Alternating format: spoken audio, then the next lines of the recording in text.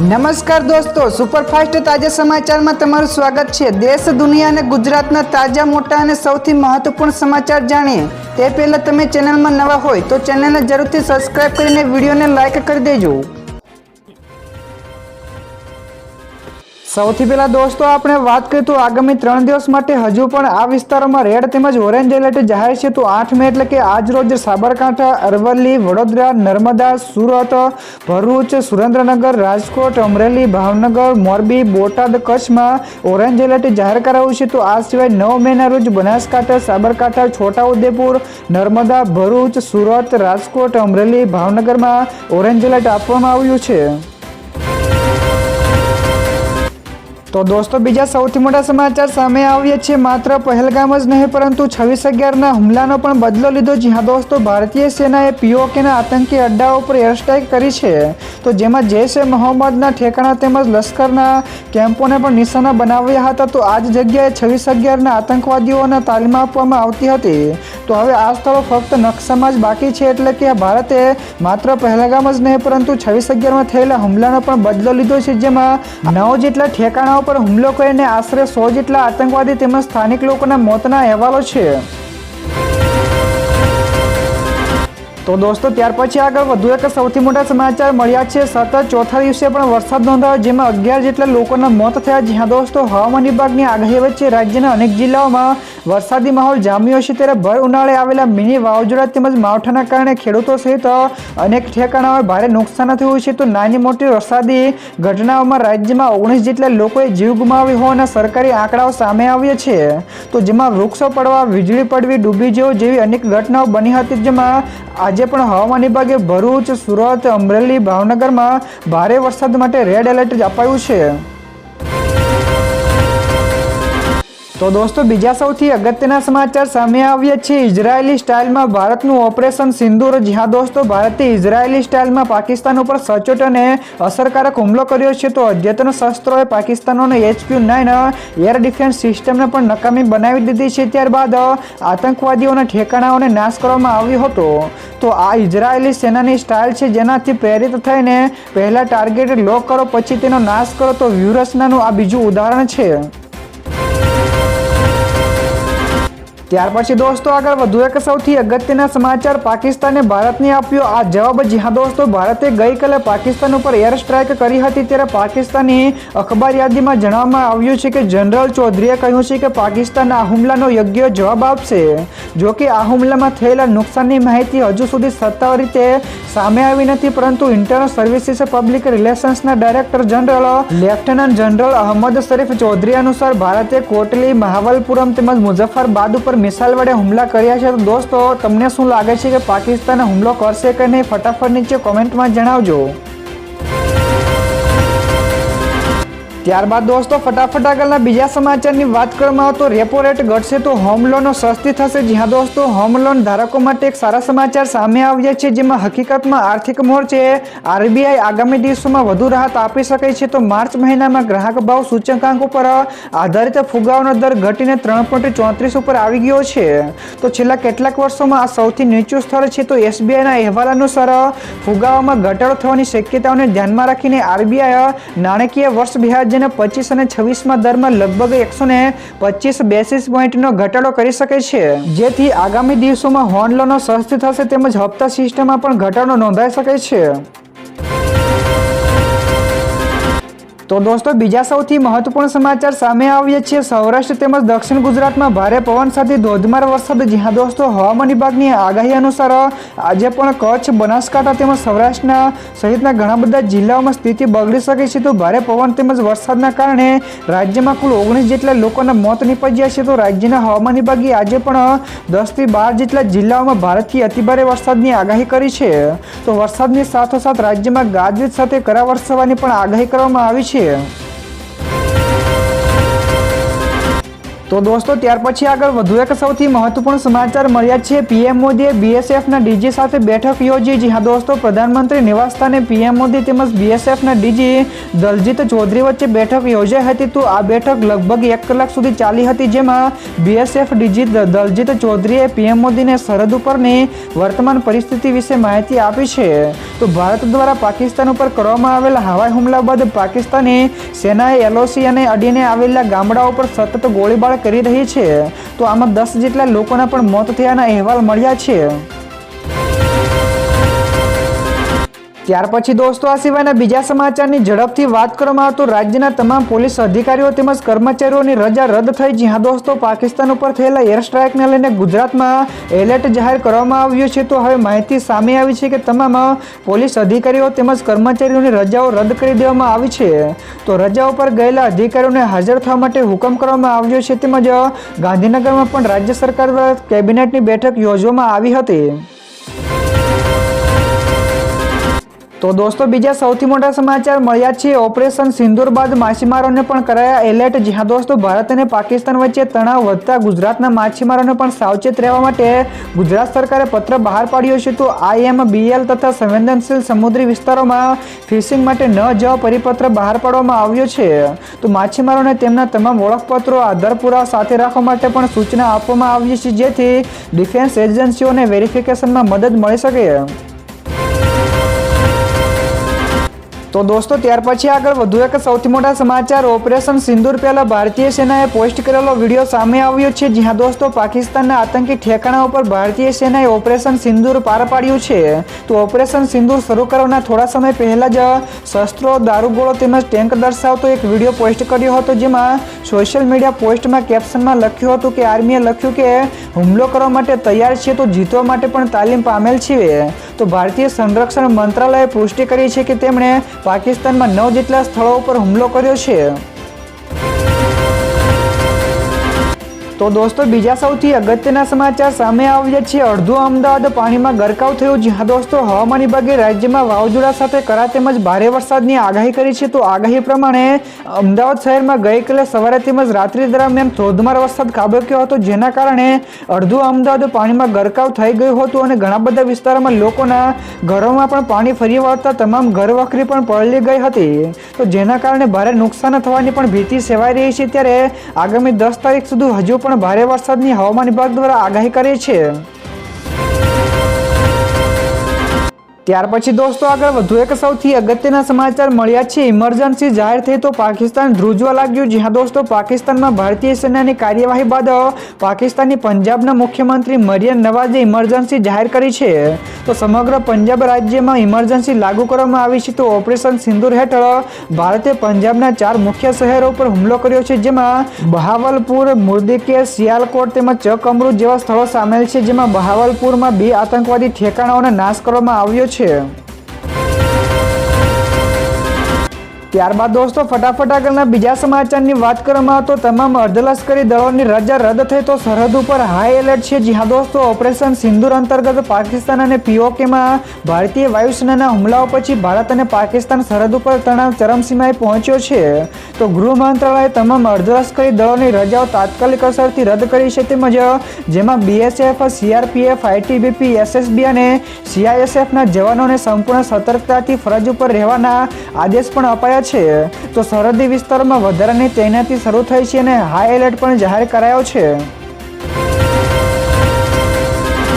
તો દોસ્તો બીજા સૌથી મહત્વપૂર્ણ સમાચાર સામે આવ્યા છે। ઓપરેશન સિંદૂર પછી સંરક્ષણ મંત્રી રાજનાથસિંહની પહેલી પ્રતિક્રિયા સામે આવી। જી હા દોસ્તો, ઓપરેશન સિંદૂર બાદ ભારતના સંરક્ષણ મંત્રી રાજનાથસિંહની પહેલી પ્રતિક્રિયા સામે આવી છે। તો તેઓએ કહ્યું છે કે સમગ્ર દેશ વતી હું આપણે સૈન્યની સૈનિકો તેમજ અધિકારીઓને ઓપરેશન સિંદૂર માટે અભિનંદન આપું છું।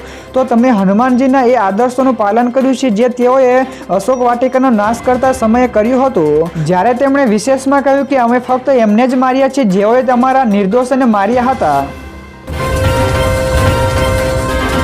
તો દોસ્તો ત્યાર પછી આગળ વધુ એક સૌથી મહત્વપૂર્ણ સમાચાર મળ્યા છે। આજે સવારે 8 વાગ્યાની આસપાસ ધોરણ 10 નું પરિણામ જાહેર થશે। જ્યાં દોસ્તો સવારે 8 વાગ્યે ગુજરાત બોર્ડની વેબસાઇટ ઉપર ધોરણ 10 નું પરિણામ જાહેર થશે। તો વિદ્યાર્થીઓએ GSEB.org ઉપરથી પરિણામ જાણી શકાશે। તો આ ઉપરાંત વોટ્સએપ નંબર 63 57 300 971 ઉપર પોતાનો સીટ નંબર મેસેજ કરીને પણ પરિણામ મેળવી શકશે।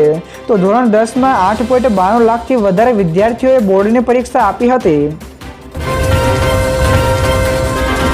ત્યાર પછી દોસ્તો આ સિવાયના બીજા સમાચારની ઝડપથી વાત કરવામાં તો સ્ટ્રાઇકને લઈને શું બોલ્યા રાજકારણીઓ। જી હા દોસ્તો, ઓપરેશન સિંદૂર દ્વારા ભારતે પહેલગામ આતંકી હુમલાનો જબરજસ્ત બદલો લીધો છે। તો વળતા જવાબ બાદ રાજકીય જગતમાં પણ પ્રતિક્રિયાઓ સામે આવી છે। જેમાં કોંગ્રેસ નેતા અમિત ચાવડાએ કહ્યું છે કે આતંકવાદનો સામનો કરવા અમે સાથે રહીને કામ કરીશું। જ્યારે આ સિવાય કૃષિ મંત્રી રાઘવજી પટેલે પણ કહ્યું છે કે નિર્દોષોનો ભોગ લેનારાઓને જડબાતોડ જવાબ અપાયો છે। ત્યારબાદ ગુજરાતના પૂર્વ સીએમ રૂપાણીએ પણ કહ્યું છે કે આજે ભારતવાસીઓ માટે ગૌરવનો દિવસ છે। તો દોસ્તો બીજા સૌથી મોટા સમાચાર સામે આવ્યા છે। ગઈકાલે રાજકોટમાં પણ મિની વાવાઝોડા સાથે વરસાદ વરસ્યો હતો। જ્યાં દોસ્તો સતત ત્રીજા અને ચોથા દિવસે પણ રાજકોટ પંથક તેમજ આજુબાજુના વિસ્તારોમાં વરસાદી માહોલ જોવા મળ્યો હતો। ધોરાજીમાં વાતાવરણમાં આવેલા પલટા બાદ મિની વાવાઝોડા સાથે વરસાદ શરૂ થયો હતો। તો આ ઉપરાંત રાજકોટના ગેલેક્સી ચોક, રેલવે સ્ટેશન રોડ, હોસ્પિટલ ચોક, અવેડા ચોક, જેતપુર રોડ સહિતના વિસ્તારોમાં ધોધમાર વરસાદ પડ્યો હતો। તો હવામાન વિભાગે આગાહીના પગલે વરસાદી માહોલ જામતા રસ્તા ઉપર પાણી ફરી વળ્યા હતા। તો આગામી 2 થી 3 દિવસમાં હજુ પણ ભારે વરસાદની શક્યતા દર્શાવી છે। તો દોસ્તો ત્યાર પછી આગળ વધુ એક સૌથી મોટા સમાચાર મુસ્લિમ સમાજે પણ વધાવ્યું ઓપરેશન સિંદૂરને। જ્યાં દોસ્તો ભારતીય સેનાએ પહેલગામ હુમલાનો બદલો ગઈકાલે ઓપરેશન સિંદૂરને પાર પાડીને લઈ લીધો છે। તો પહેલગામ હુમલામાં ભારતીયો ઉપર કરેલા આતંકવાદી હુમલાની વડોદરાની મુસ્લિમ સમાજે પણ દુઃખ વ્યક્ત કર્યું હતું અને પાકિસ્તાની નાપાક હરકતોનો જવાબ આપવાની જરૂર હતી તેવું કહ્યું હતું। તો ભારતીય સેનાની એર સ્ટ્રાઇકને મુસ્લિમ સમાજે પણ વખાણ કર્યા છે। તો એક હિન્દુસ્તાની મુસ્લિમ તરીકેનું ગર્વ હોવાનું પણ તેમણે જણાવ્યું છે। તો દોસ્તો ત્યાર પછી આગળ વધુ એક સૌથી મોટા સમાચાર નરેન્દ્ર મોદી સ્ટેડિયમને બોમ્બથી ઉડાડી દેવાની ધમકી। જી હા દોસ્તો, ઓપરેશન સિંદૂર વચ્ચે નરેન્દ્ર મોદી સ્ટેડિયમ અમદાવાદને બોમ્બથી ઉડાડી દેવાની ધમકી મળતા ચકચાર મચી ગયો હતો। તો ધમકી મળતા જ અમદાવાદ પોલીસના ઉચ્ચ અધિકારીઓની ટીમે અને બોમ્બ સ્ક્વોડને લઈને સ્ટેડિયમમાં ચેકિંગ શરૂ કર્યું હતું। તો આ અંગે સિનિયર IPS અધિકારીએ જણાવ્યું હતું કે આ ઈમેલ પાકિસ્તાન જેકીના નામનો મળ્યો હતો અને એક લાઇનમાં we will blast your stadium પણ લખ્યું હતું। તો દોસ્તો બીજા સૌથી અગત્યના સમાચાર સામે આવ્યા છે। પાકિસ્તાન વિશે વ્યંગાની ચોંકાવનારી આગાહી। જી હા દોસ્તો, બાબા વ્યંગા તેમની ભૂતકાળની અને આગામી સમયની ભવિષ્યવાણીઓને લઈને વિશ્વમાં ફેમસ છે। ત્યારે હવે ભારતે પાકિસ્તાન ઉપર કરેલી એર સ્ટ્રાઇકને લઈને પાકિસ્તાન વિશે બાબા વ્યંગાએ કરેલી આગાહી ચર્ચામાં આવી છે। તો બાબા વ્યંગાએ ઇસ્લામિક દેશના નાશ અંગે ભવિષ્યવાણી કરી છે, જે હવે એર સ્ટ્રાઇક બાદ સોશિયલ મીડિયામાં ચર્ચામાં વધી ગઈ છે કે પાકિસ્તાનનો સર્વનાશ થશે। તો મુસ્લિમ દેશોના વિનાશની વાત પાકિસ્તાન સાથે જોડવામાં આવી રહી છે। ત્યાર પછી દોસ્તો આગળ વધુ એક સૌથી અગત્યના સમાચાર અમદાવાદમાં ભાજપનો મોટો પ્રયોગ। જ્યાં દોસ્તો અમદાવાદમાં ભાજપે 40 વર્ષના પ્રેરક શાહને શહેર પ્રમુખ તરીકે નિયુક્ત કર્યા છે। તો ભાજપના નિર્ણયની સૌને નવાઈ લાગી છે। તો રાજ્યના સૌથી મોટા શહેર પ્રમુખની કમાન પ્રેરક શાહને મળી છે। તો તેમના અધિકાર ક્ષેત્રમાં કેન્દ્રીય ગૃહમંત્રી અમિત શાહનો ગાંધીનગરનો લોકસભાનો મત વિસ્તાર, અમદાવાદના 2 લોકસભા મત વિસ્તાર જેમાં પૂર્વ અને પશ્ચિમ છે, તેમજ ખેડાનો લોકસભાનો મત વિસ્તારનો સમાવેશ થશે। તો તેઓ શહેરના 16 વિધાનસભાના મત વિસ્તારનો પણ સંભાળશે। ત્યારબાદ દોસ્તો ફટાફટ આગળના બીજા સમાચારની વાત કરવામાં આવે તો પૂર્વ સેનાના પ્રમુખે કહ્યું કે પિક્ચર અભી બાકી હૈ। જી હા દોસ્તો, ભારતે પાકિસ્તાન ઉપર એર સ્ટ્રાઇક કરી છે। તો ભારતીય સેનાએ પહેલગામ હુમલાનો બદલો લીધો છે, જેના કારણે દેશ આખો ભારતીય સેના ઉપર ગર્વ કરી રહ્યો છે। તો આ બધા વચ્ચે ભારતીય સેનાના પૂર્વ પ્રમુખ મનોજ નરવણે પણ એક ટ્વીટમાં વાયરલ કર્યું છે કે મનોજ નરવણે લખ્યું છે કે પિક્ચર અભી બાકી છે। તો આ ટ્વીટ બાદ લોકો અંદાજ લગાવી રહ્યા છે કે પાકિસ્તાન ઉપર હજુ પણ વધારે કાર્યવાહી કરવામાં આવી શકે છે। તો દોસ્તો બીજા સૌથી મહત્વપૂર્ણ સમાચાર સામે આવ્યા છે। સ્ટ્રાઇક બાદ હાઈ એલર્ટ તો શાળાઓમાં પણ બંધ। જ્યાં દોસ્તો ભારતે ઓપરેશન સિંદૂર હેઠળ પાકિસ્તાનમાં એર સ્ટ્રાઇક કરીને આતંકવાદીઓના ઠેકાણાઓને ઠેર કર્યા છે। ત્યારબાદ ભારતમાં ઘણા બધા સ્થળો ઉપર એલર્ટ જાહેર કરાયું છે. તો હુમલા બાદ રાજસ્થાનમાં શાળાઓ બંધ કરી છે. તો યુપીના સરહદી વિસ્તારોમાં પણ એલર્ટ જાહેર કરાયું છે. તો ગુજરાતમાં પણ કચ્છની બોર્ડરના વિસ્તારોમાં સુરક્ષા વધારી દેવાઈ છે. તો ખાવડા બોર્ડર નજીકના ગામોમાં સુરક્ષા વધારવામાં આવી છે. તો બોર્ડર ઉપર વિવિધ સુરક્ષા એજન્સી બાજ નજર રાખી રહી છે. તો દોસ્તો ત્યાર પછી આગળ વધુ એક સૌથી મહત્વપૂર્ણ સમાચાર મળ્યા છે. ઓપરેશન સિંદૂર પછી ભારતનો મોટો નિર્ણય. જી હા દોસ્તો, પાકિસ્તાનમાં ઓપરેશન સિંદૂરની સફળતા બાદ ભારતે મોટો નિર્ણય લીધો છે. તો ભારતીય સુરક્ષાઓને ધ્યાનમાં રાખીને દેશના 9 જેટલા સંવેદનશીલ આંતરરાષ્ટ્રીય સરહદી એરપોર્ટ 10 મે સુધી બંધ કરાયા છે. નોંધનીય છે કે બંધ કરાયેલા એરપોર્ટમાં ભુજ, શ્રીનગર, જમ્મુ કાશ્મીર, લેહ, અમૃતસર, જોધપુર, ચંદીગઢ, રાજકોટ અને જામનગરનો સમાવેશ થાય છે.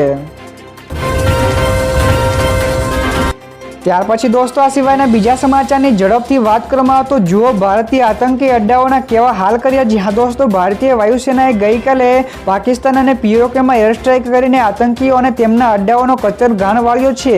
જેના સબૂત ખુદ પાકિસ્તાનના લોકો જ આપી રહ્યા છે. તો આવો જ એક વિડીયો સોશિયલ મીડિયામાં વાયરલ થયો છે, જેમાં પાકિસ્તાનના એક આતંકી અડ્ડાઓના એર સ્ટ્રાઇક બાદ કેવા હાલ થયા છે તે જોઈ શકાય છે.